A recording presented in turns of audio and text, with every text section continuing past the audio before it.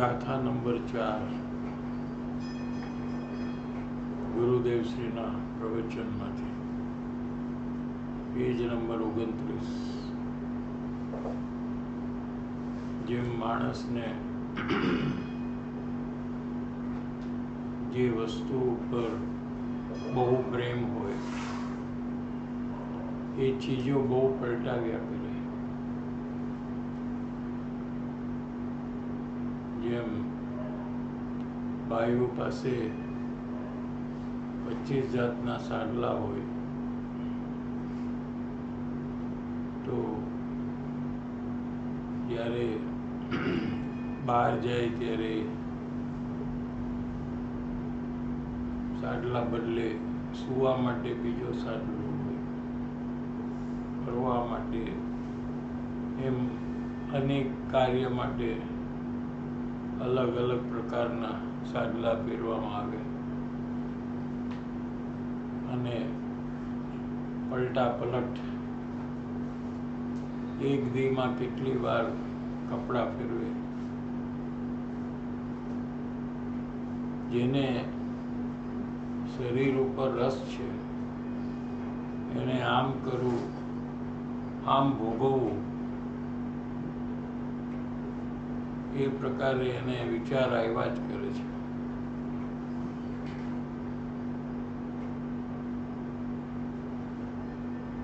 અને પછી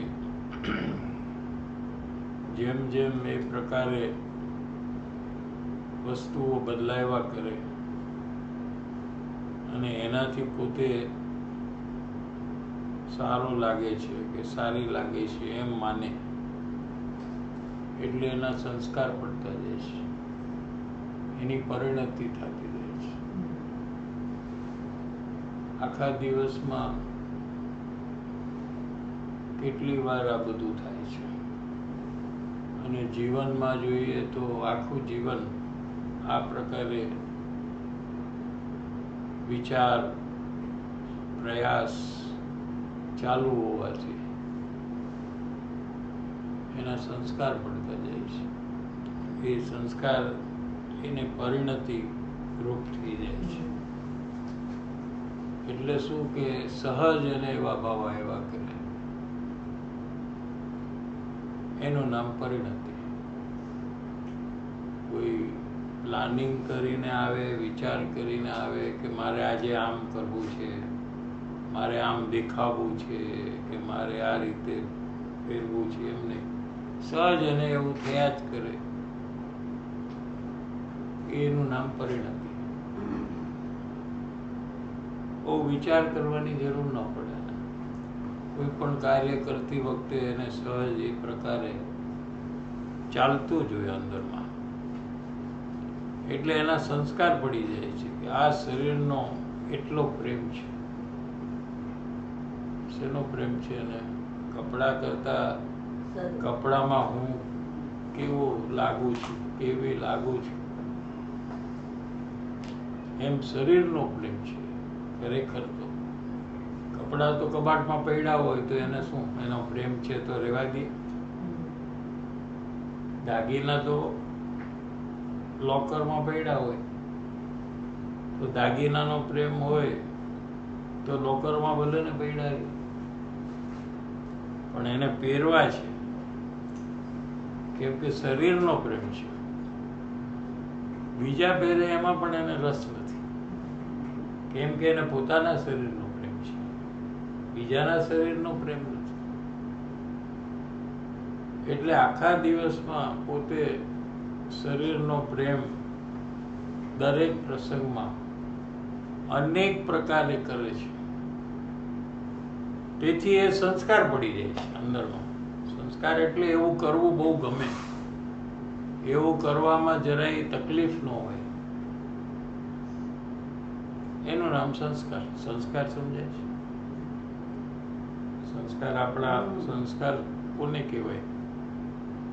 એનો આપણે અંદરમાં અનુભવથી નક્કી કરી શકીએ કે જે કાર્ય કરવા માટે બહુ મહેનત ન પડે અને એ કાર્ય કરવા માટે હોશ હોય, એ સંસ્કાર છે। અથવા એમાં ગમે તેટલો ટાઈમ જાય તો એને ખબર ન પડે। થાકે નહીં કરવામાં. આ બધા સંસ્કારનું લક્ષણ છે. કપડાં બદલાવામાં કોણ થાકે છે? કપડાં નવા લેવામાં કોણ થાકે છે? નવા પહેરીને બહાર જવામાં કોણ થાકે છે? સમજાય છે? ખુશી થાય છે, હર્ષ થાય છે, ઉલ્લાસ આવે છે.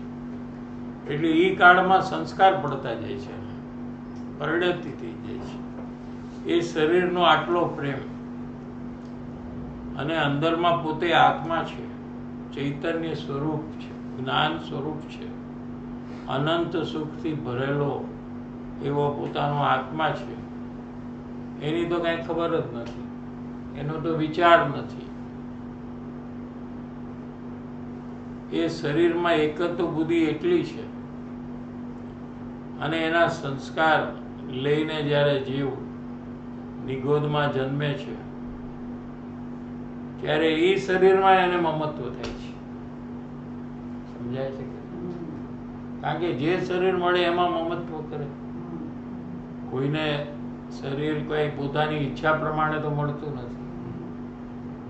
જેનું વજન વધારે છે એને પાતળું શરીર જોઈએ છે, જે પાતળો છે એને જાડું શરીર જોઈએ છે, જે ટૂંકો છે શોર્ટ એને લાંબુ શરીર જોઈએ છે, જે લાંબો બહુ છે તાડ જેવો એને એમ થાય છે કે જરા શું એવું શરીર એને જોઈએ છે.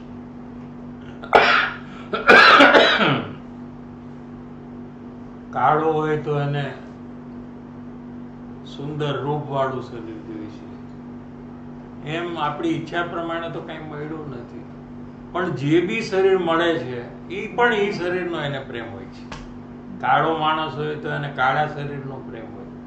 એને એમ ન લાગે કે મને મારું આ શરીર નથી ગમતું, એને એમાં સારું લાગે.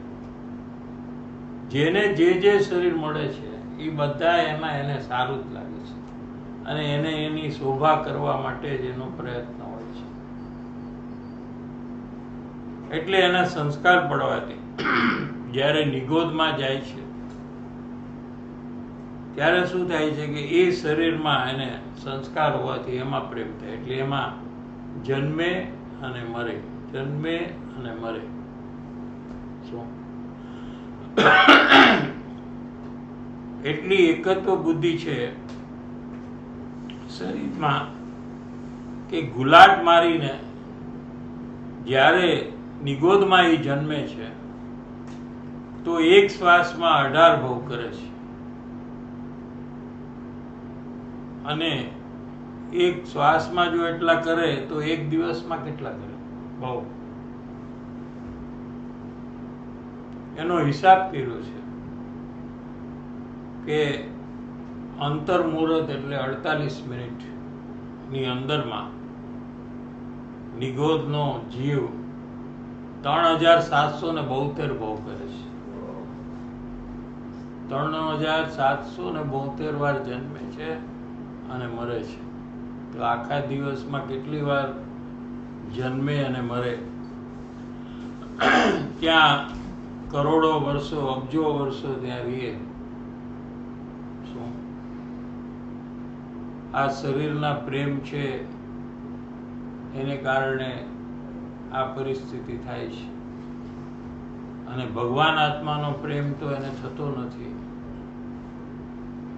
જ્યાં ખૂબ પ્રેમ છે, ઉગ્ર પ્રેમ છે, ત્યાં એ વસ્તુમાં એકત્વ થઈ જાય. એ અને હું એક, શરીર અને હું એક, એમ પોતાને લાયગા કરે છે.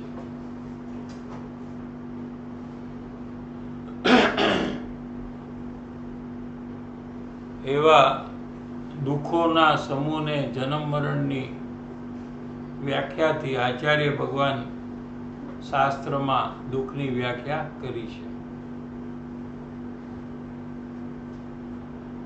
કહે છે કે તારા દુઃખોની વ્યાખ્યા ભગવાન પણ પૂરી કરી શકે નહીં. ભગવાન તો અત્યારે અહીંયા નથી, પણ મહાવિદ્ય ક્ષેત્રમાં હાલમાં છે. સિમંદર ભગવાન આપણે આવે છે લોગસ પછી 20 યરમાન તીર્થંકર, સિમંદર સ્વામી, ઉપમંદર સ્વામી, સુભાવ સ્વામી, સંજાતક સ્વયં પ્રભુ સ્વામી, વિસર્ભાનંદ સ્વામી એમ કરીને એ નામના ધારક 20 છે, અત્યારે છે, હાલમાં બિરાજમાન છે, એને આપણે નમસ્કાર કરીએ છીએ. એ બધા આર્યન ભગવાન છે. મહાવીરાદી તો સિદ્ધ ભગવાન છે, નમો સિદ્ધામણ છે. આર્યન ભગવાન છે. શરીર છે એમને, આયુષ્ય હજી બાકી છે. મહાવીર ભગવાનને તો મોક્ષ થઈ ગયો, આયુષ્ય પૂરું થઈ અને સીધા લયમાં બિરાજમાન કરે છે. પણ એમને ઓમ ધ્વનિ છે. ભગવાનની વાણી ત્યાં દિવસમાં 4 વાર ભગવાનની વાણી આવે. ખરે એને ખરે કહેવાય. અને કરોડો લોકો સમોસરણમાં બિરાજમાન હોય, સાંભળે ભગવાનની વાણી. તો એ વાણીમાં પણ નિગોદના દુઃખનું પૂરું વર્ણન ન કરી શકે. ભગવાન પણ નથી કરી શકતા. જે વાણીમાં 12 અંગની રચના થાય છે, 14 પૂર્વ, આખી જીનવાણી ત્યાંથી આવે છે. એમાં નરકના નિગોદના દુઃખો એનું વર્ણન ઘણું આવે, પણ પૂરું વર્ણન કરી શકાય એવું નથી. આત્માના અનંતની વાતોની જેમ પાર નથી, એમ ઉલટી દશા, દુઃખની દશાનું વેદન હોય એને ખબર પડે, અને કેવડી ભગવાનને ખબર પડે. બે જ જણને નિગોદનો જીવનું દુઃખ કેટલું એ કેવડી ભગવાનના કેવળ જ્ઞાનમાં પૂરું જણાય, પણ વાણીમાં પૂરું ના કહી શકાય. ગુરુદેવ એમ કહેતા હતા કે આપણી વાણી જે છે એ પણ આપણો અનુભવ છે અને પૂરો ન કહી શકે. એના માટે દાખલો આપતા ગુરુદેવ કે કયો ઘીનો સ્વાદ કેવો છે, બોલો ચાલો સમજાવો કે ઘીનો સ્વાદ કેવો છે. કોણ કહેશે? રોજ ઘી ખાય છે તો હવે કેવો કે ઘીનો સ્વાદ કેવો છે?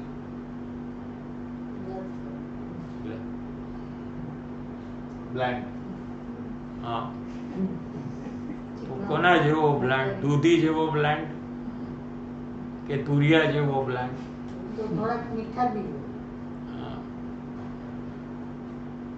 તુરિયા તો અને દૂધી અને ઘી ટેસ્ટલેસ નહીં. ટેસ્ટ વગર કઈ રીતે ખબર પડે? ટેસ્ટલેસ થોડું છે. આમાં નાખ્યું ન હોય તો કહી દે કે આ નાખ્યું નથી, તમે આજે ઘી કેમ નથી નાખ્યું? તો ટેસ્ટ વગર ખબર પડે છે એને. એટલે શું છે કે જ્યારે આપણી જેટલું આપણે ખબર પડે, આંધળો માણસ હોય એને એક ચમચી મોઢામાં ઘીની નાખો તો એને ખબર પડી જાય કે આ ઘી છે. સમજાય છે?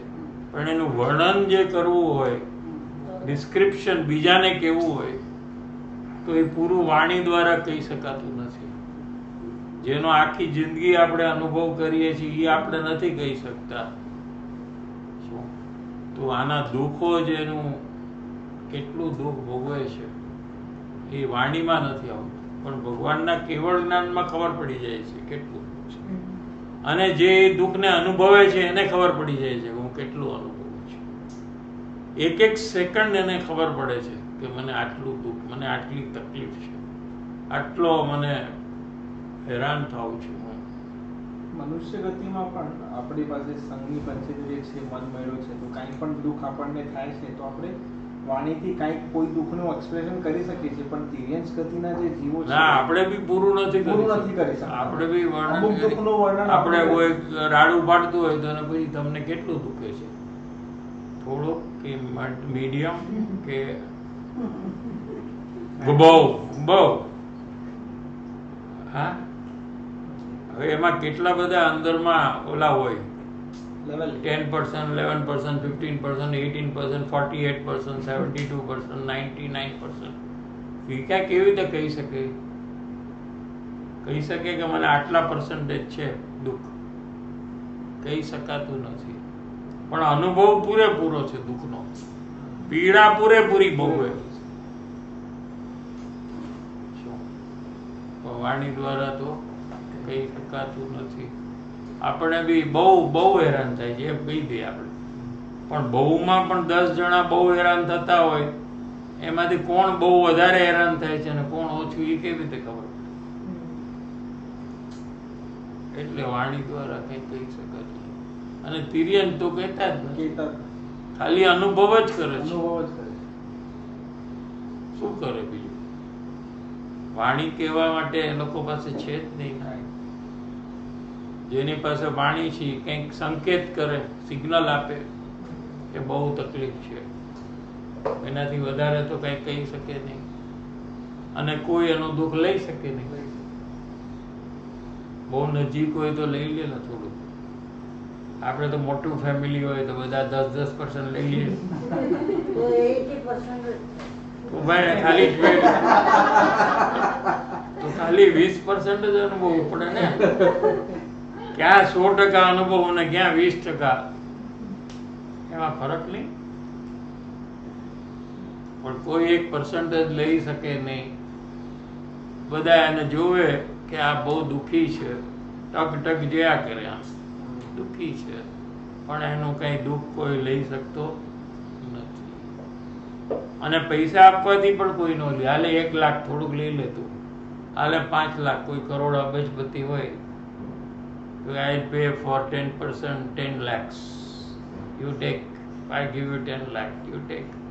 તો બી કોઈ લઈ શકાય. દુઃખ તો પોતે એકલાએ ભોગવવું પડે. દુઃખ અને સુખ છે ને એ પોતે એકલો જ ભોગવે, એમાં કોઈ ભાગીદાર થાય નહીં.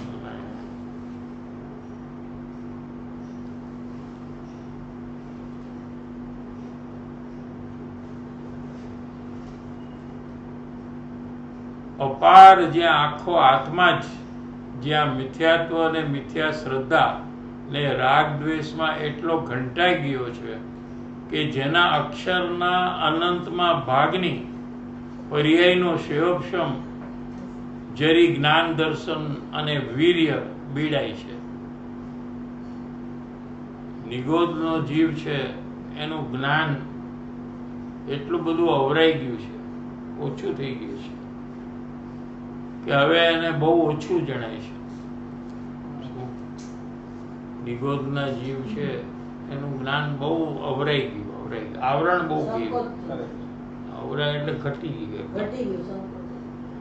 એટલું બધું ઘટી ગયું કે હવે એક અક્ષર આખો છે ને એને પણ એ નથી જાણી શકતું એવું જ્ઞાન નથી. આપણે તો આટલા બધા અક્ષર જાણી છે, આ બધા અક્ષરો, અક્ષરને શું કહેવાય? આલ્ફાબેટ બધા આપણે જાણી છીએ. હા, આટલા બધા. આમાંથી એક અક્ષર, એમાં એક પિન મૂકો,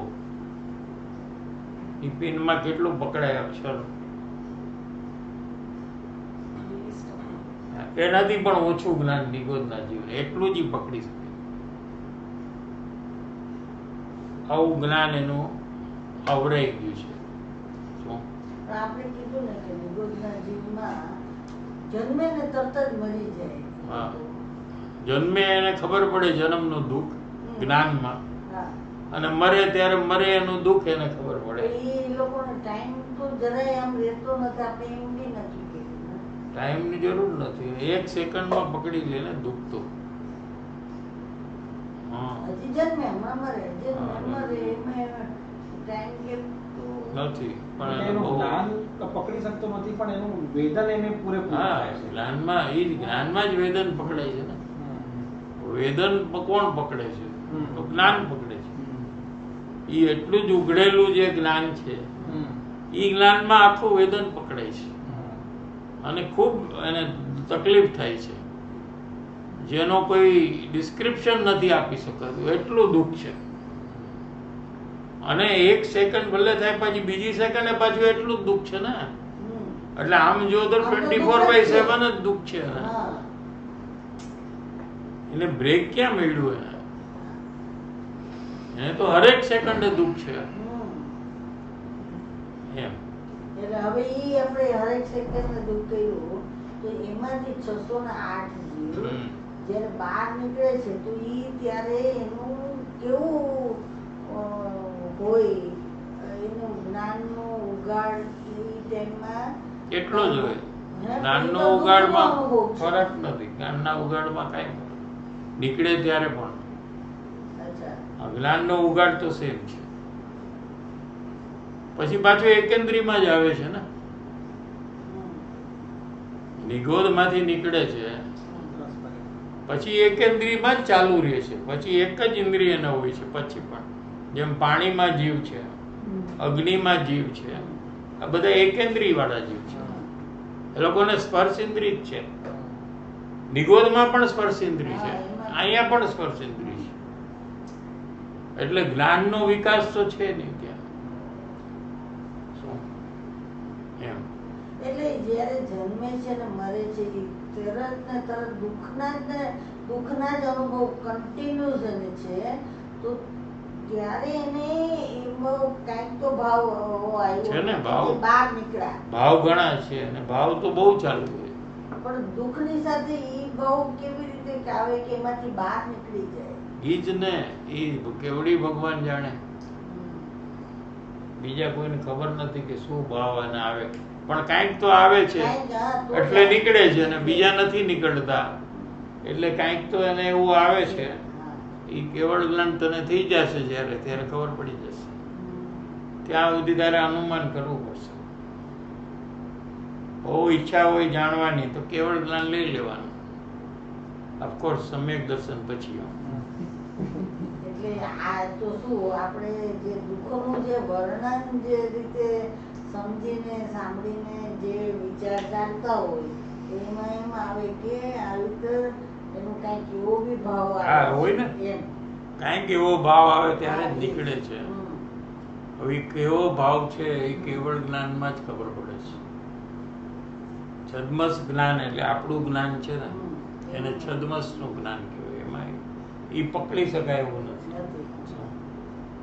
પણ અનુમાનથી સમજી શકાય કે કાંઈક એવો ભાવ આવે છે જેને કારણે કે બધી જ ગતિમાં કાંઈક એવો ભાવ આવે ત્યારે જ એક ઇન્દ્રિયમાંથી બે ઇન્દ્રિયમાં જાય છે, બે ઇન્દ્રિયમાંથી ત્રણ ઇન્દ્રિય, પછી મનુષ્ય થાય છે. એક બધા ભાવથી જ છે.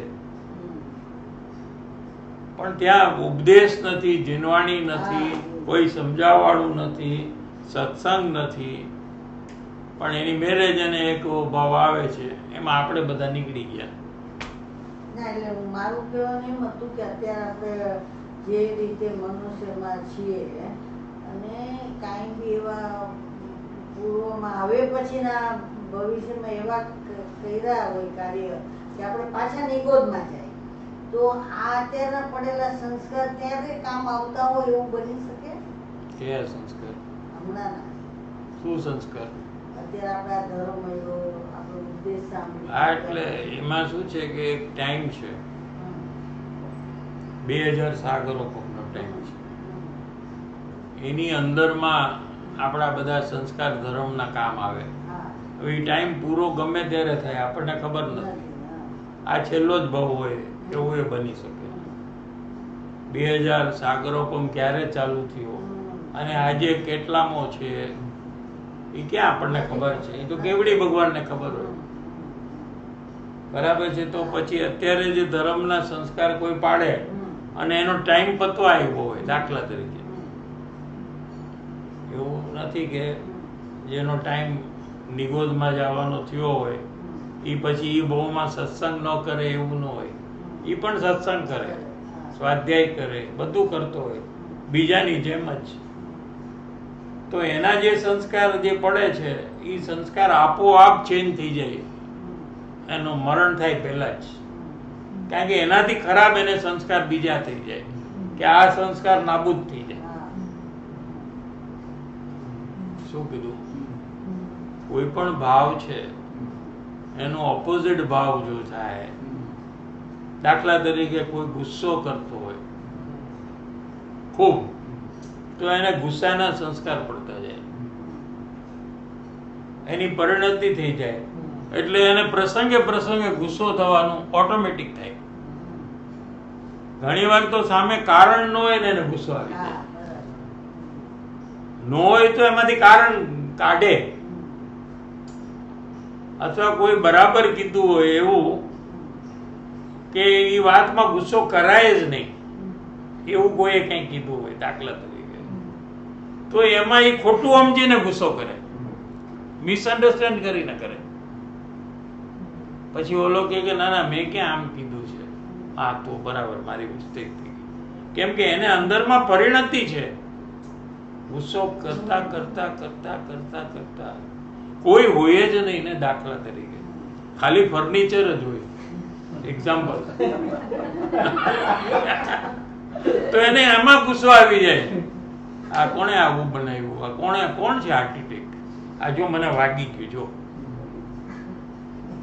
આમ પોતે જ આમ કરી નાખ્યો હાથ, પોતાને કોણી વાગી ગઈ હોય લાકડાનો, તો એને ઓલા ઉપર ગુસ્સો આવે. અને ગાંડા માણા આવી રીતે તારે ફર્નિચર બનાવવા થશે, પાગલ વિચારવું તો જોઈને માણસને વાગી જાય. એટલે એને અંદરમાં જે પ્રકૃતિ છે એની પરિણતિ થઈ ગઈ છે, એટલે એને એવું જ અંદરમાંથી થયા કરે. બરાબર. હવે આ સંસ્કાર અને પરિણતિ, હવે એ જ જીવ હવે એમ નક્કી કરે કે મારે આ સંસ્કારને તોડી નાખવો છે, તો તોડી શકે. કઈ રીતે? કે ઈ ક્રોધ કરવાનો જ્યારે જ્યારે પ્રસંગ આવે ત્યારે ઈ ક્ષમા ભાવ રાખવાની કોશિશ કરે. છોડી દો, ગાવા દો, કાંઈ નથી કેવું, નથી મારે બાજુ, નથી ગુસ્સો કરવો, નથી મારે સમજાવવું, શાંત રહ્યું, એમ પોતે પ્રેક્ટિસ કર્યા કરે ને તો શરૂઆતમાં એને એટલું સક્સેસ ન મળે, કારણ કે ઓલી પરિણતિ એને રોકી દે કે નાના ગુસ્સો કરી નાખ ને, હું છે એમ તું કરીશ ને તો આ તારા માથે ચડી જશે આ લોકો, પછી તને બહુ હેરાન કરશે. હો, એ બધું ઊંધું એને સમજાવે પરિણતિ. એટલે એને જો દ્રઢ નિશ્ચય હોય કે ગમે તે હોય મારે નથી કરવું નથી, અને જાગૃતિ પૂર્વક એ ક્ષમા ભાવને કેળવે, તો હવે ઓલા જે પરિણતિ છે ને ક્રોધની, એમાં તૂટવા માંડે અને ક્ષમા ભાવની પરિણતિ થવા માંડે. પણ એમાં ટાઈમ લાગે, ઘણો મહેનત લાગે, પરિશ્રમ લાગે. શું? અને આત્મકલ્યાણની તીવ્ર ભાવના હોય તો એ કરી શકે. નહીતર શું થાય? કોઈ એમ કે આત્મકલ્યાણની ભાવના ન હોય ને આપણે આવું કરીએ તો થાય કે ન થાય? તો કે ન થાય. કેમ ન થાય? કેમ કે હિસાબ કરવા માંડે કે જો અત્યારે હું આટલો શાંત છું ને તો તમે મને આવી રીતે હેરાન કરો છો, તો હવે હું શાંત નહીં રહું, છોડી દઈએ.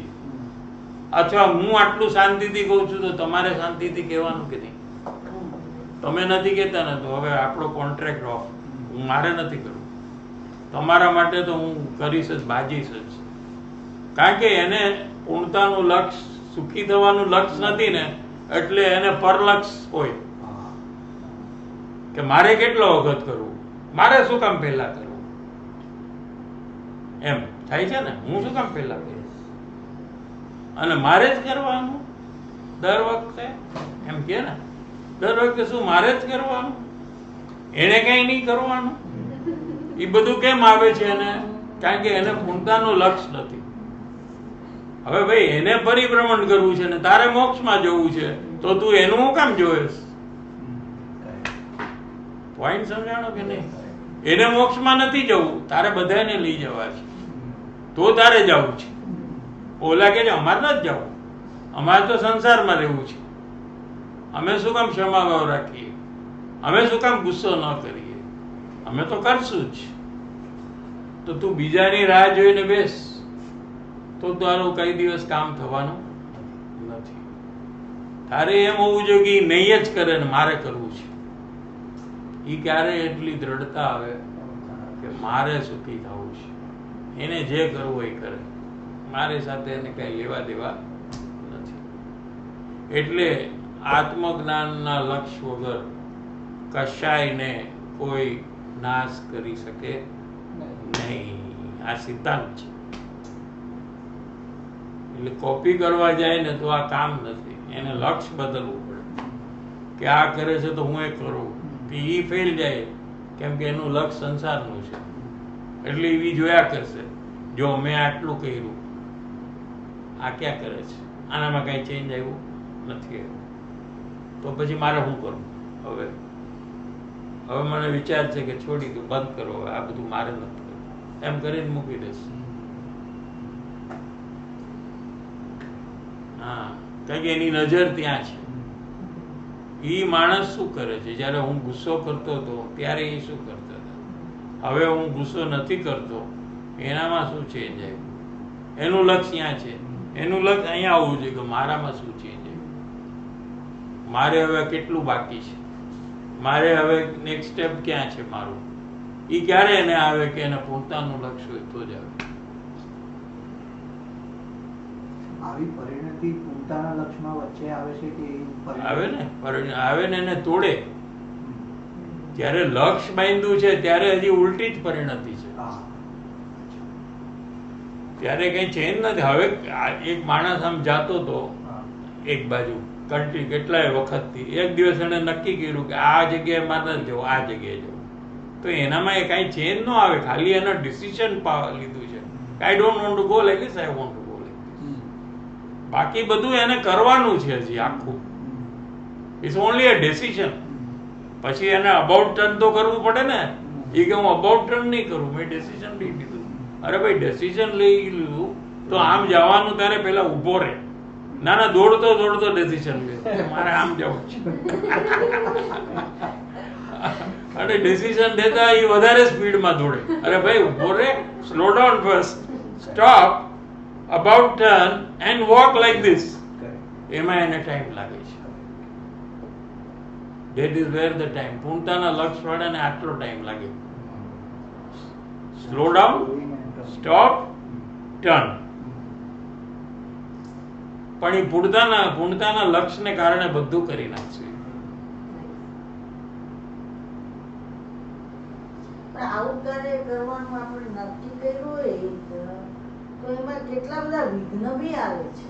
હા, એટલે એમાં મોટામાં મોટો પ્રોબ્લેમ શું છે કે આપણે પરલક્ષ છે પહેલેથી, એટલે જ આપણે સંસારમાં પરિભ્રમણ કરીએ છીએ. પરલક્ષ એટલે આપણે બીજાનું જ બધું જોયા કરીએ.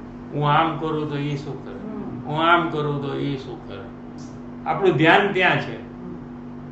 મેં તો બરાબર કર્યું, પણ આ જો કેવી રીતે વર્તન કરે છે, આને વિચારવું જોઈએ ને, આને સરખી રીતે વાત કરવી જોઈએ ને મારી હારે. એમ પરનું લક્ષ્ય છે ને, જો નજર પર ઉપર ચોટી ગઈ છે, એને એ ઉખેડી નાખવી. એને પૂર્ણતાનું લક્ષ્ય, મારે સુખી થવું છે. આ લોકોને સુખી થવું હોય તો કરે, ન કરવું હોય તો ન કરે. મારે ને એને કઈ લેવા દેવા નથી. એવો ગોલ જયારે જીવ બાંધે ને ત્યારે એ કરી શકે. આત્મભાવનાના પરનું લક્ષ્ય છે, બે સિમિલર છે. હા, આત્મ પ્રાપ્તિની ભાવના. આત્મભાવના એટલે આત્મ પ્રાપ્તિની ભાવના, એટલે આત્મજ્ઞાન પ્રાપ્ત કરવાની. સો બેસિકલી બિલીફ જે છે, at the moment I can't change immediately. Belief first will break, old belief will break, and then the new belief. So your belief connected to your goal will change first. Yeah, so the decision of that decision can change. And that belief also will change accordingly. Yeah. I want to go to moksha, my new belief. Yes. I don't want to do paribhraman in sansar, that is my new belief. That will change first. That will change first. But That will change with the knowing. After knowing and making a decision. એ જ્ઞાનમાં થાય. Correct. Knowing vote કે ભાઈ પરિભ્રમણ કરવાથી મને કેટલું દુઃખ ભોગવવું પડે અને મોક્ષની પ્રાપ્તિ કરું તો મને કેટલું સુખ મળે, એ જે આખું એનાલિસિસ છે એ બધું જ્ઞાન કરે છે. અને જ્ઞાન કર્યા પછી એ કન્ક્લુઝન કરે છે જ્ઞાન, than I want to go to મોક્ષ. એ જ્ઞાનમાં નિર્ણય થયો અને પછી બિલીફ એની મેળે ચેન્જ થઈ જાય. સો જેમ બિલીફ રોંગ છે અને એને રાઈટ કરવાની છે, એવી રીતે પણ લક્ષ્ય રોંગ છે, પર લક્ષ્ય છે, એને પહેલા આપણે ચેન્જ પરલક્ષ એટલે જ્ઞાન છે, એ જ્ઞાનનો પર્યાય છે. પરલક્ષ કયો કે લક્ષ એટલે જ્ઞાન, હા, તો મારે અત્યારે સંસારનો જે લક્ષ્ય છે હા એને ચેન્જ કરીને મારા આત્માનો હા. લક્ષ્ય બાંધીશ. ત્યાર જેમ બિલીફને ચેન્જ કરવાનું છે એવી રીતે પેલા લક્ષ્યને પણ ચેન્જ કરવાનું ખાલી લક્ષ્યને જ ચેન્જ કરવાનું છે. બિલીફ એની મેળે ચેન્જ ચેન્જ થઈ બિલીફમાં કાંઈ જ કોઈએ નથી કરવાનું. Belief works on auto mode.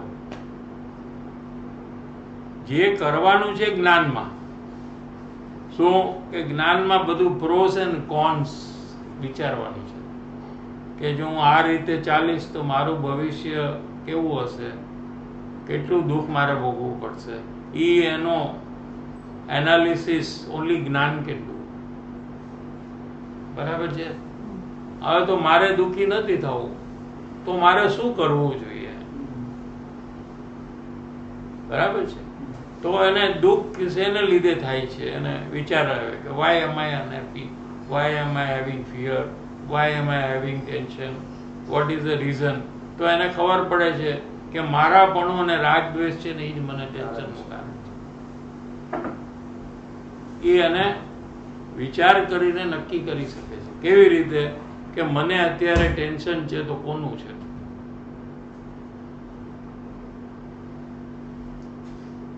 આ સામેવાળા બિલ્ડિંગમાં રહે છે એનું છે? કેમ નથી? એને બી કોરોના આવ્યું હોય તો મને ટેન્શન કેમ નથી?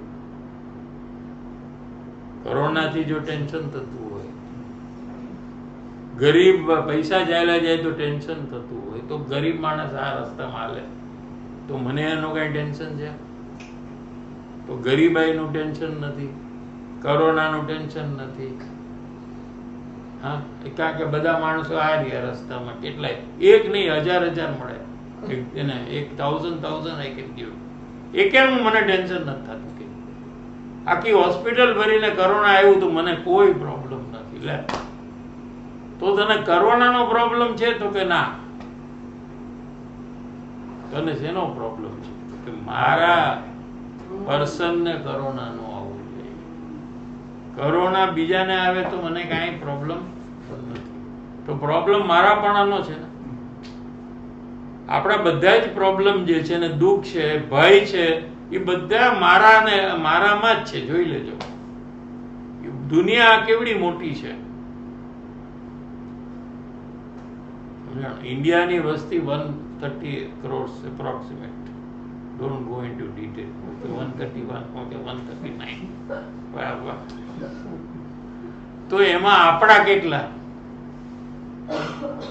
130 crore માં આપણા કેટલા?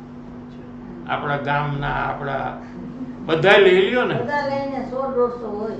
1000 રાખો, હું તો કહું છું લાખ રાખો, ચાલો ને. એનાથી તો વધારે નથી ને. તો બાકી કેટલા રહ્યા? લાખ છોડી નાખો. 129 crores 99 lakhs. હવે 129 crores અને 99 lakhs નું આપણને કોઈ ટેન્શન જ નથી. એનું ગમે તે થાય ને, એના પૈસા વ્યા જાય, એની બાયડી ભાગી જાય, એનો છોકરો મરી જાય, આપણને no problem, we are happy. Correct છે કે નહીં? એકદમ. બોલો. હા. હવે શું છે કે એકચ્યુઅલી છે ને 130 crore હતા, એમાંથી આપણે પાગલની જેમ 1 લાખ ને અલગ કર્યા. ઈ કોનું પાગલપણું છે? ઓલા લોકો ઈ જ ગ્રુપમાં હતા, 130 ગ્રુપમાં જ છે એ લોકો, પણ આપણે પાગલની જેમ થોડાક ને આ બાજુના ગ્રુપમાં નાખ્યા. શેના માટે? કે આપણે ટેન્શન કરવા માટે. આ લોકોને અલગ કરો. See, I can't have tension for 130 crore. આટલાનું લઈશ ટેન્શન. ખાલી લાખનું જ લઈશું. Just segregate some.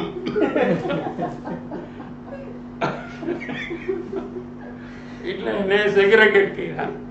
પછી એને લાગ્યું કે I need some at home itself.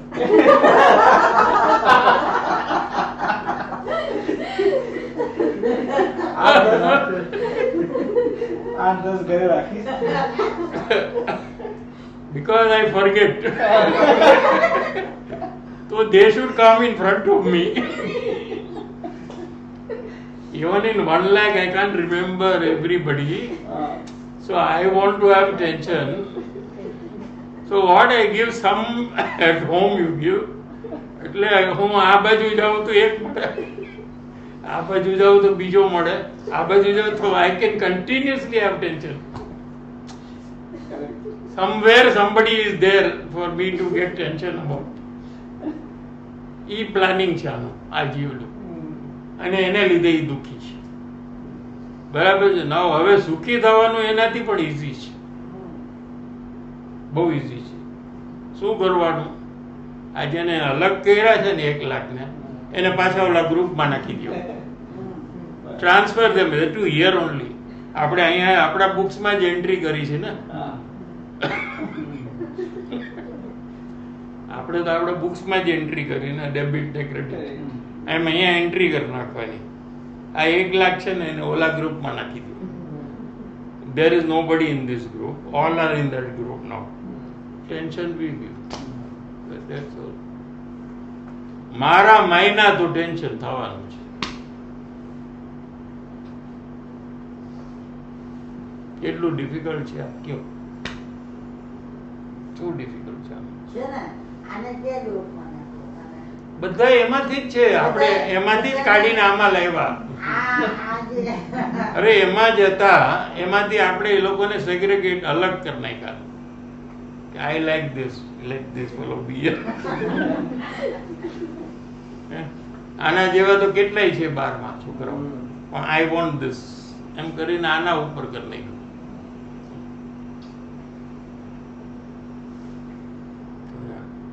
બસ આટલું કરે તો આત્મજ્ઞાન થઈ જાય. સિમ્પલ. લ્યો, આત્મજ્ઞાન કરવા માટે આટલું જ છે, બીજું કઈ છે જ નહીં આમાં. હું આવું કરું છું તો જેને માટે મારે કેર કરવું જોઈએ એવું મને રિસ્પોન્સિબિલિટી છે, તો મને એવું લાગે છે કે મારે અંદરમાં જ અત્યારે તું કેર કરે છે તારા ઘરના બધાને માટે. હા. I will ask them. I will ask them. They should vouch. You can't say I take care. Huh? Correct છે ને? Just this is a practical કહેવાય ને. હા. Oh, mummy is taking care of you. Then you should certify, na? Mummy will say, I am taking care of my children. But if you don't certify, how it can be truth? Vice versa. You take care of mummy. No, the mummy should say, yes, he takes care of me. Mummy say, no, he doesn't take care of me. Then you are wrong. એક તો એ point છે કે આપણે કંઈ એવું કરતા નથી મારા હિસાબે. હું નથી કરતો એટલું તને કહું છું, તારું પછી મને નથી ખબર. બરાબર છે? હવે જેના માટે રાગ છે ને એના માટે તમે કેર કરો છો, મારા છે એના માટે કેર કરો છો એમ નથી.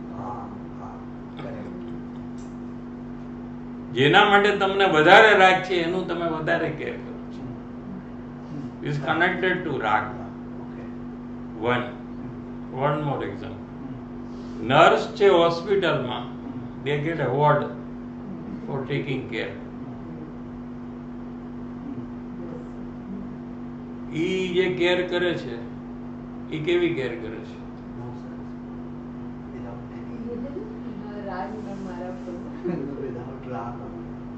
કરે છે? એને મારાપણું નથી તો કેવી રીતે કેર કરે છે? તારું એમ ક્વેશ્ચન છે.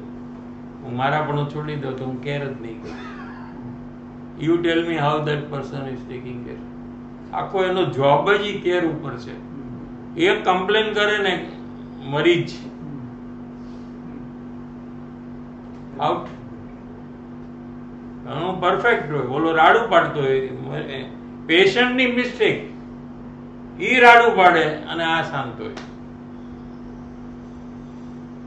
બધાને ખબર હોય, ફેમિલી વાળાને ખબર હોય કે આની મિસ્ટેક છે, આની નર્સની નથી, પણ આ શાંત આ છે. ખબર હોય કે નહીં? Taking care also. તો પછી I see a dip in that. That is because of some other reason. You are, because you don't want to give up marapano, so you want to connect like that everywhere. Okay. at some way or other you want to continue to have મારાપણું. I think can't be a better example than this. આનાથી શું તમને આનાથી better example કાંઈ છે? મને કઈ deep જ નથી થતું મને. અને જેમ જેમ એને 2 વર્ષ થાય એટલે એ એકદમ હજી એક્સપર્ટ થઈ જાય. નર્સ હજી એને પ્રમોશન મળે. Head nurse, you take care of all this nurse and train them in service of the patient. No rag, no મારાપણું. No rag, no મારાપણું. Rag for money and fame. And success as a position. Money. બધું મનીમાં આવશે. માન અને પૈસા બે જ વસ્તુ મોટિવેટ્સ પીપલ. બીજું કાંઈ છે જ નહીં. ઓનલી 2 things, માન ને પૈસા. એટલે એ આખું ખોટું છે. મારા એકચ્યુઅલી શું છે કે મારાપણાને લીધે જ તમે બરાબર કેર નથી કરતા. એટલે મારું હવે એનું ઓપોઝિટ છે. કારણ કે તમને મારાપણું હોય ને એને તમારી ઈચ્છા પ્રમાણે ન કર્યું હોય એટલે તમે અંદરમાં ગુસ્સામાં ના નહીં આપું જા, અરે શું કામ એમ કરે છે, એ માંદો હોય હું નહીં ધ્યાન રાખું, કેવું બધું બોલ્યો તો મારા માટે. તો તમને મારાપણું હતું એટલે જ તમને પ્રોબ્લેમ આવે છે એકચ્યુઅલી કેરનો. જો મારાપણું ન હોય તો તમે પરફેક્ટલી કેર કરો, પ્રોબ્લેમ અનુસાર કેર કરો. જોઈ લો ને. એક્ઝામ્પલ ઘરનો પણ છે ને, તમે કહેતા હતા રેન્ટ હાઉસમાં આપણે રહીએ છીએ તો પણ રેન્ટ હાઉસમાં જે નોર્મલ જે છે ઈ ખાલી મારાપણું નથી, but everything else is same, like there no change. No change. અને આપણે અહીંયા બેઠા બેઠા ટેન્શન વૈભવનું છે. આનું કાંઈ આમાં પોપડા અહીંયા પડે છે તો આપણે સાફ કરી નાખ્યા કાલે બધા પોપડા સાફ કરી નાખ્યા. પણ વૈભવમાં કઈક થાય એટલે હવે શું કરશું? મારાપણાનું જ ટેન્શન છે. જોઈ લેજો તમે, મારાપણાનો જ ભય છે. જેમાં મારાપણું છે એનો જ ભય લાગશે તમને. અરે આનું શું થઈ ગયું, કેમ હજી મોડો થઈ ગયો, બહાર ગયો છે તો કેમ આવ્યો નહીં, ક્યાં હશે, શું થયું હશે. અને અંદરમાં તો કેટલા એક્સિડન્ટ કરી નાખે. ઓલો આવે આરામથી કે હું તો બાજુમાં બેઠો હતો, આને તો ક્યાંય ને ક્યાંય ભટકાડી નહીં કહે આમ આમ એ પોલોમાં જશે લાગે છે. મને એક ડાઉટ છે, તીવ્ર મારાપણું કરીને એક વસ્તુ છે, બટ એક રીતે એમ પણ વાત એવી છે મારાપણું છે એ કંઈક કાં તો 100% છે કાં તો 0 છે. સાથે રાગ તીવ્ર છે. હા, રાગ રાગ ઓછો વધતો. મારાપણું તીવ્ર જેવું કાંઈ નથી. રાગ ઓછો વધતો હોય એટલે મારાપણું 100%. હા. અને તીવ્ર રાગ કાં તો હા, મધ્યસ્થ રાગ, ઓછો રાગ, મીડિયમ રાગ, એવી રીતે હોય.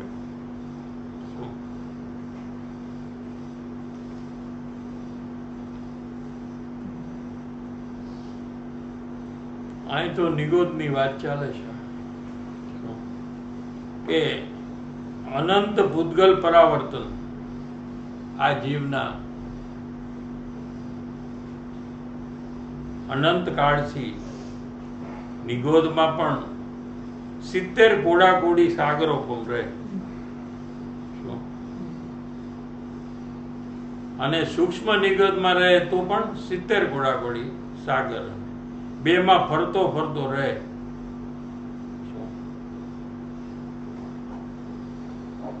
એમાંથી તું માણસ થયો ભાઈ, ગુરુદેવ કહે છે. એમાંથી આગળ વધીને 2 ઇન્દ્રિય, 3 ઇન્દ્રિય, 4 ઇન્દ્રિય, 5 ઇન્દ્રિય, અત્યારે તું માણસ થયો. માણસ એટલે હ્યુમન થયો, માણસ થયો ભાઈ, એમ કહે છે. આ બોધિ દુર્લભ સમ્યક દર્શન જ્ઞાન પામવું અને મિથ્યા દર્શન, મિથ્યા જ્ઞાન ને મિથ્યા ચારિત્રનો ત્યાગ કરવો, એ અનંત કાળે આ નીકળવું દુર્લભ. આમાં જ આ પામવું કેટલું દુર્લભ છે. આ મનુષ્યપણું મળવું પણ અઘરું છે. મનુષ્યપણામાં પણ સમ્યક દર્શનને પ્રાપ્ત કરવું એ ઘણું અઘરું છે. અઘરું છે એટલે કેમ અઘરું છે? કોઈ દી નથી ગયું એટલે અઘરું છે. કાર્ય અઘરું નથી ના, એમ નહીં. રોટલી બનાવી એ અઘરી નથી. શું અઘરી છે?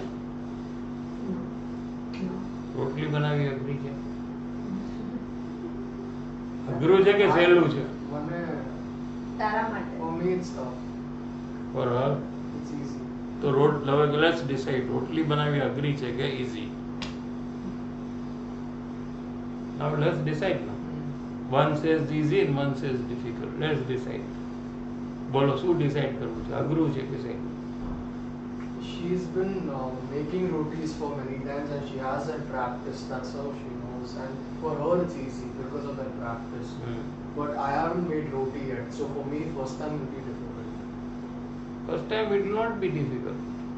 Till you don't make it is difficult. First time you start making, you will learn it very soon. You will try it tomorrow.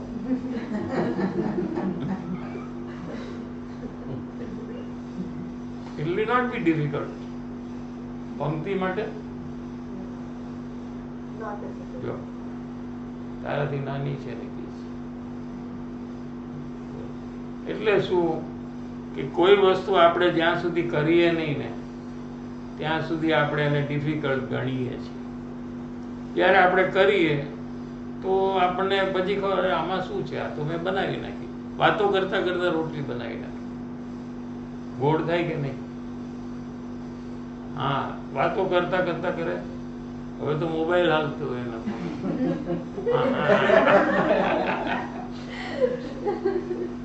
મને કયો કે ધ્યાન વાતમાં હોય કે રોટલીમાં હોય?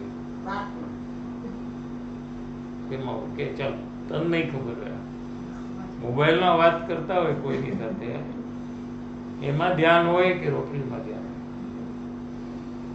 Mostly mobile માં. હા, તો એને ધ્યાન રાખ્યા વગર રોટલી બનાવે છે તો કેટલું ઈઝી છે.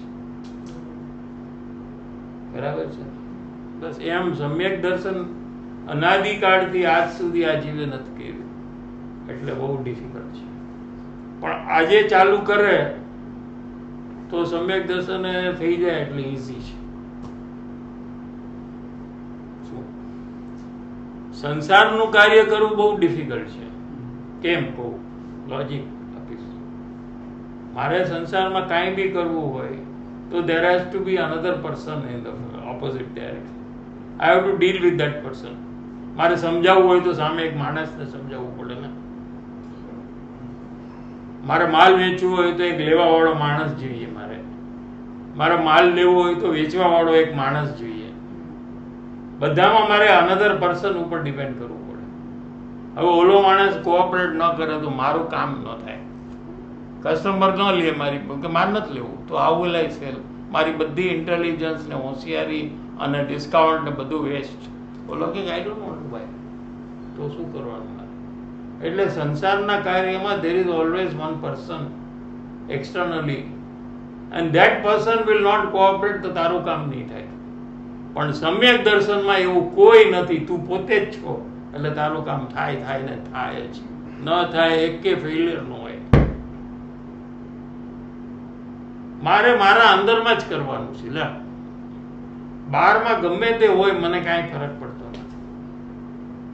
એટલે સમ્યક દર્શનનું કાર્ય સાવ સહેલું છે. સંસારનું કાર્ય જેને આપણે સહેલું ગણી છીએ એ બહુ અઘરું છે. સમજાય છે? રસોઈ બનાવવી હોય તો શાક જોઈએ, ચૂલો જોઈએ, બધું જોઈએ ને, મસાલા જોઈએ, કેટલી વસ્તુ જોઈએ. અને જાગૃતિ રાખવી હોય કે આ કોઈ વસ્તુ મારી નથી એના માટે કયો મસાલો જોઈએ, કોણ પર્સન જોઈએ, કોઈની જરૂર નથી. આ બધાથી હું ભિન્ન છું, આમાંથી કોઈ મારું નથી. એમાં હું જોઈએ? બોલો કે ના હું તારો છું. તું નથી મારો, પતી ગયું. બોલો કે I will not cooperate, I am yours. Get lost.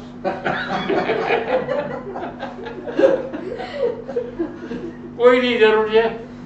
હા, સંસારના કામમાં આપણે જરૂર પડે જ છે. હાલ આપણે બહાર જવું છે, કે માર નથી જવું બહાર.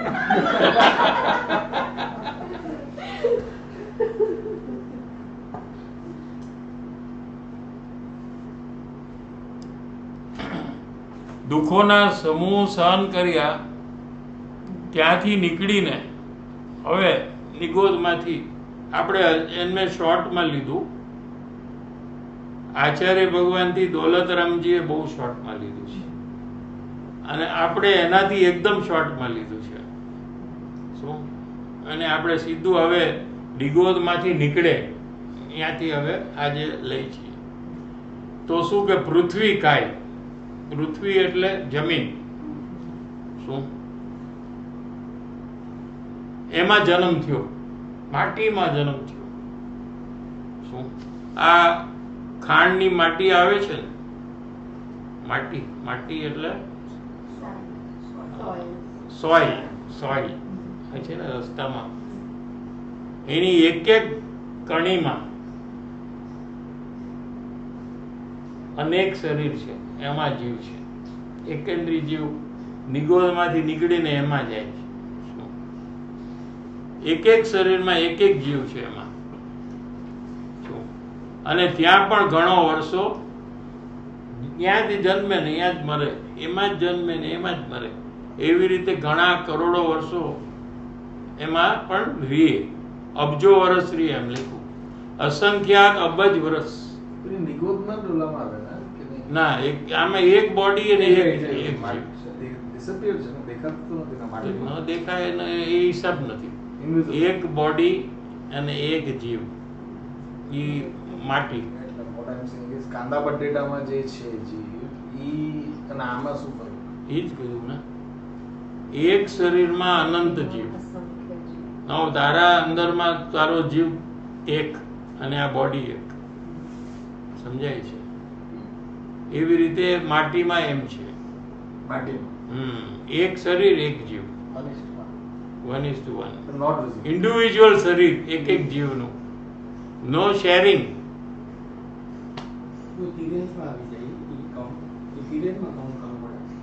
ના ના, બધું તિર્યન જ છે ને. નિગોદન તિર્યન છે, એકેન્દ્રિય પણ તિર્યન જે છે. માટીમાં જીવ છે એ નોટ વિઝિબલ. Not visible. જીવ તો કોઈ વિઝિબલ નથી. આપણો જીવ ક્યાં વિઝિબલ છે? નહીં શરીર એમ છે. શરીર ઈ શરીર માટી જ શરીર છે ને એની. માટી તો તને દેખાય છે ને. માટી તો પૂતગલ છે ને. હા, એ શરીર પૂતગલ જ છે ને. આ શરીરે પૂતગલ, આ એ પૂતગલ છે. આ માટી જ છે. આ અત્યારે માટી છે. હા. પોઈન્ટ એ છે કે પૂતગલ છે માટી, એની અંદર શરીર કેવી રીતે હોય? અરે સોરી, એની અંદર જીવ કેવી રીતે હા, હોય? એ શરીર છે, એની અંદરમાં જીવ હોય. જે રીતે અહીંયા છે ને એમાં. આ મોટું છે ને ઓલું નાનું છે. અચ્છા, તો આ કીડી, બધા કીડીમાં જીવ છે. કીડીમાં જીવ છે. આટલો નાનકડી કીડી છે. નાના નાના જીવડા નથી આવતા, એકદમ નાના હોય છે. એકદમ નાના, એમાં જીવ હોય કે નહીં? તો એ movement છે ને. આ તો એ એકેન્દ્રિયમાં મૂવમેન્ટ નથી, બે ઇન્દ્રિયથી મૂવમેન્ટ થશે. શું? એને ત્રસ કહેવાય, આને સ્થાવર કહેવાય. એટલે એક જ જગ્યાએ હોય, નો મૂવમેન્ટ ફોર એકેન્દ્રી. જન્મે ને મરે એ મૂવમેન્ટ એની, બાકી એને કઈ ટ્રાવેલ ન કરે. અહીંથી કિલપોકમાંથી માઉન્ટ રોડ જાય એમ નો ટ્રાવેલિંગ. સમજાણો? બે ઇન્દ્રિય વાળા જીવનું હોય, આ એક જગ્યાએથી બીજી જગ્યાએ, એને ત્રસ કહેવાય. ટાઈમ થઈ ગયો. 2 મિનિટ બ્રેક કરો.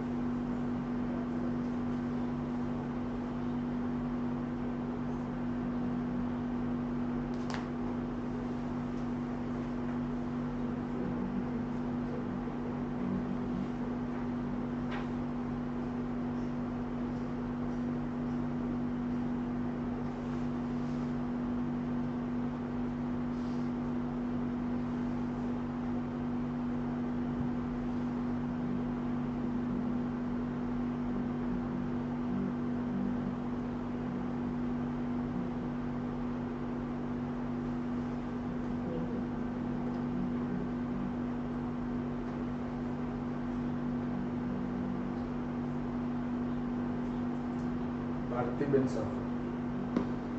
જય જિનેન્દ્ર સાહેબજી, ભૂતકાળમાં હું આટલા નિગોદના દુઃખો ભોગવીને આવી છું, આટલી વેદના ભોગવીને આવી છું, છતાં પણ જે પ્રકારની વેદના ફીલ થવી જોઈએ સાહેબજી એ નથી થતી.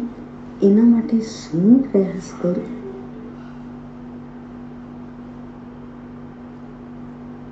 એટલે શું છે કે અત્યારે મનુષ્ય ભાવમાં થોડી સગવડતા મળે છે એટલે જીવને એમાં એટલું બધું એનું મહત્વ લાગે છે, એનો મહિમા થાય છે, એ બાજુનું આકર્ષણ થાય છે. એને કારણે પોતે જે દુઃખ ભોગવ્યું છે આટલું બધું, એનો વિચાર પણ એને થતો નથી. કદાચ સત્સંગમાં ક્યારેક આવે વિષય, ચોડાડા લેવું પડે, એમાં બી 4 ગતિના દુઃખનું વર્ણન લે ત્યારે એને વિચાર આવે નિગોદનો, ભાવનો, આ બધાનો. વળી વિષય બદલાશે, બીજા વિષયો જ્યારે સત્સંગમાં આવશે તો પછી એનો વિચાર કરશે અને આ ભૂલી જશે. એટલે પોતે ભૂતકાળમાં જે દુઃખ ભોગવ્યું છે એને ક્યારે પણ ભૂલવું ન જોઈએ, એને યાદ રાખવું જોઈએ, એનો વિચાર કરવો જોઈએ અને કયા ભાવથી મેં દુઃખ ભોગવ્યું,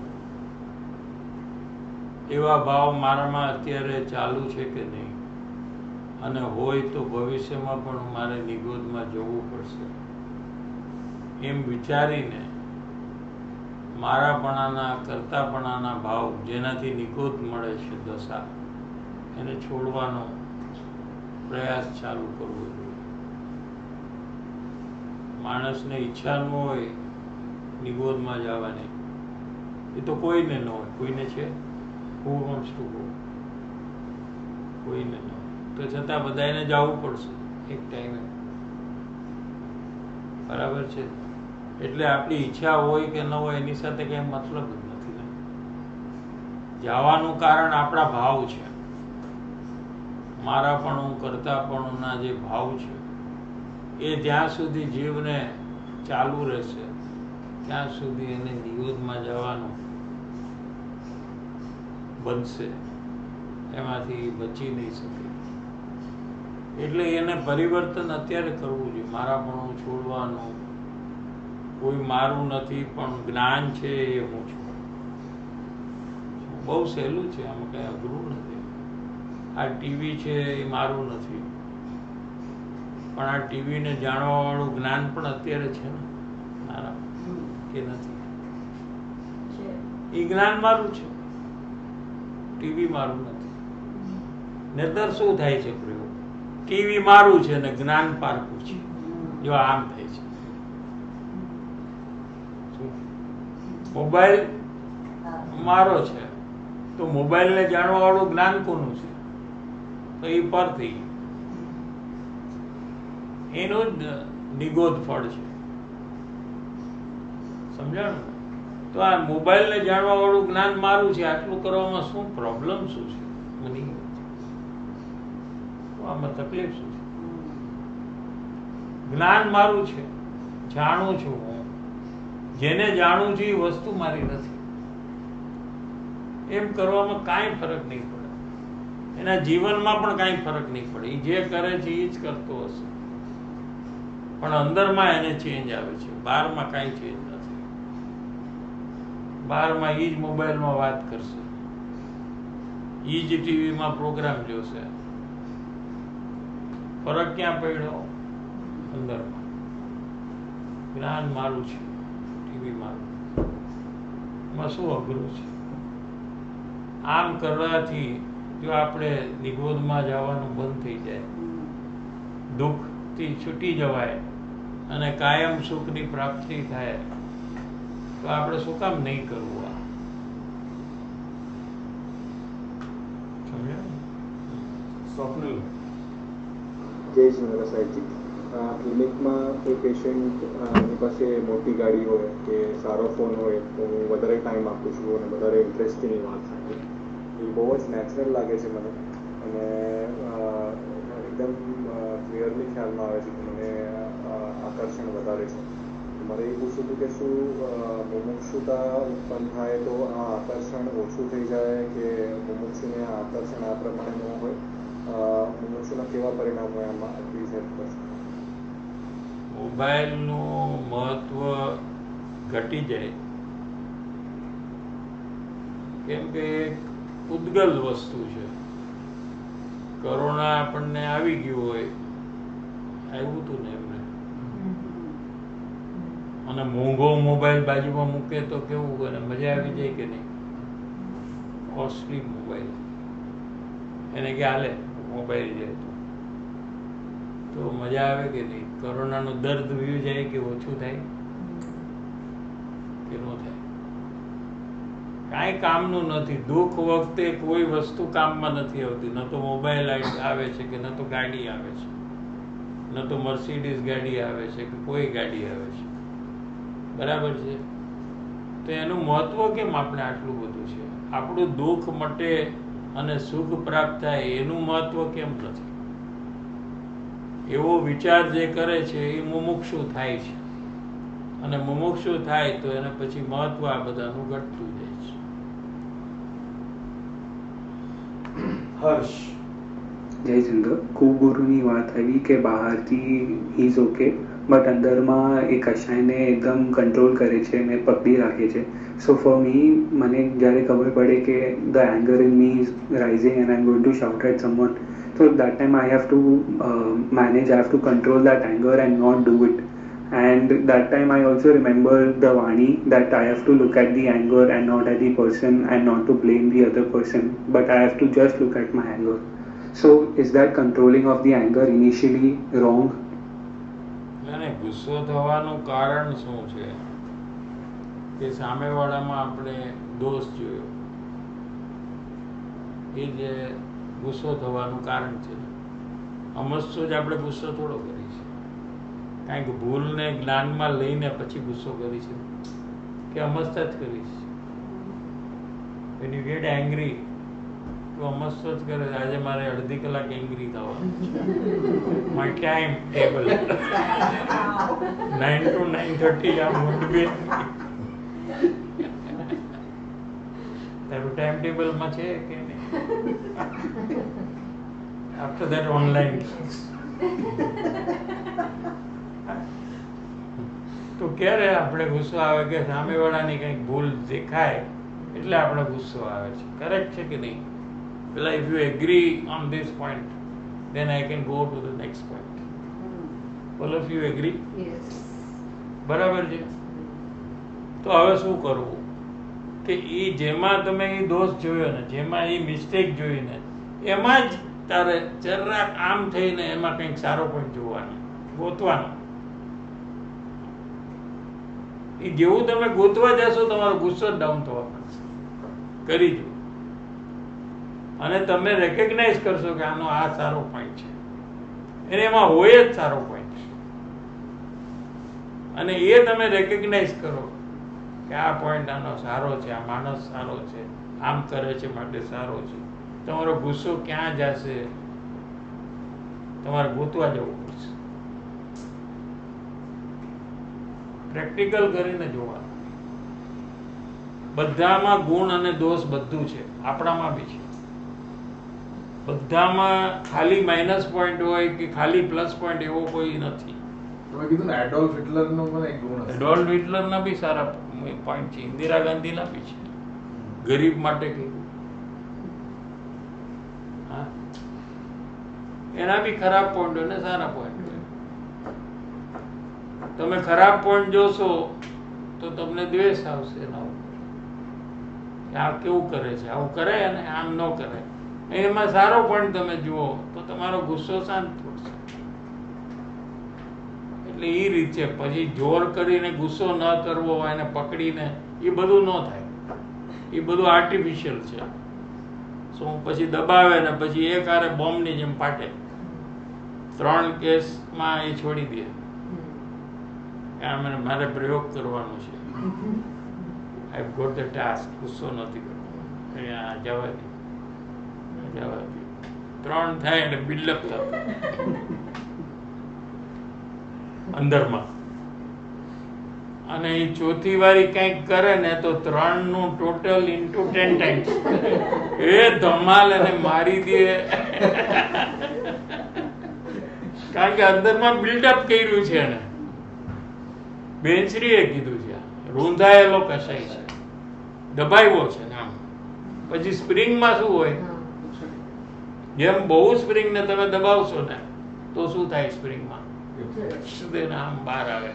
એમ ગુસ્સાને જેટલો તમે દબાવશો, નથી કરવું, ઠીક કરીને એટલો જોરથી આવશે ને એના કરતા તમે ગુસ્સો કરી લીધો એ હારું. બોલો કંઈક હારું છે, તમે ગુસ્સો કરી લ્યો ને ભાઈ સાહેબ. ખાલી બોલવાના જ હતા ને, કાંઈ ગોઠવાના હતા ને, કાંઈ વળી ગયો. આ તો થોડી ફોડી નાખે ને બધું ઘરમાં બધું ઉડાડી દે. આમથી હાથમાં લઈને આમ ફેંકે ને. અરે ભાઈ, એના કરતા તું બોલીને ગુસ્સો કરી બસ છે. સમજાણું? એટલે આવી રીતે એના ગુણ જુઓ, એનો સારો પણ જુઓ, એ બેટર વે છે. विनीता बेन, जब कोई पर्सन झूठ बोलता है और गलत काम करता है तो वो दोष का निषेध आता है, पर मैं कंटिन्यूस मिथ्यात्व भाव कर रही हूँ, उसका मुझे घबराहट नहीं हो रहा, तो मैं क्या भूल कर रही हूँ और मिथ्यात्व की गंभीरता के फीलिंग में आने के लिए मुझे क्या प्रयास करना चाहिए? दूसरा दोष करता है तो उसका निषेध आता है. एम છે. खुद वही दोष करता है तो क्या होता है? खुद का दोष का निषेध आना चाहिए ना, क्योंकि दूसरा करता है उसका फल तो उसको मिलेगा ना. तुम जो करते हो उसका फल तुमको मिलेगा.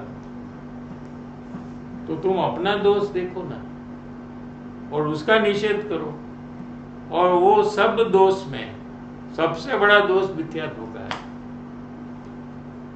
मैंने एम कीधुं छे कि मिथ्यात्व के गंभीरता का फीलिंग में आने के लिए मुझे क्या कर प्रयास करना? मिथ्यात्व करे छे मुझे गंभीरता एનું फीलिंग केवी धारण है? वो मिथ्यात्व के कारण से जन्म मरण होगा क्या? और जन्म होगा तो जन्म का दुख होगा, जन्म के टाइम में दुख होगा. बराबर है? माता के पेट में मतलब આમ દબાઈને કાંઈ મુવમેન્ટ જ ન કરી શકે, ઊંધે માથે. પછી તમારે કરવું હોય તો બાથરૂમમાં જઈ બધી લાઇટો બંધ કરી નાખો. બાથરૂમની કાંઈ દેખાવું ન જોઈએ તમને, હાથ ન દેખાવો જોઈએ, અંધારું, પડદા નાખી અને પગ ઉપર લાવ્યો છે ને તો લવેલું છે એવું કંઈક રાખો કે પગ ઉપર આમ આવે. કેવી રીતે છે હું રિયલ બતાવું છું. પગ ઉપર આમ આવે, માથું નીચે. ટોયલેટ સીટ છે ને એની અંદરમાં માથું નાખી દેવાનું અને ત્યાં રહેવાનું. આ માતાના પેટમાં આવી રીતે છે.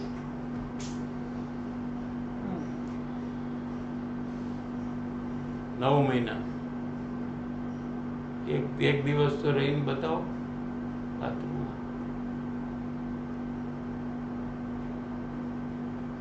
આ મિથ્યાત્વનું ફળ છે.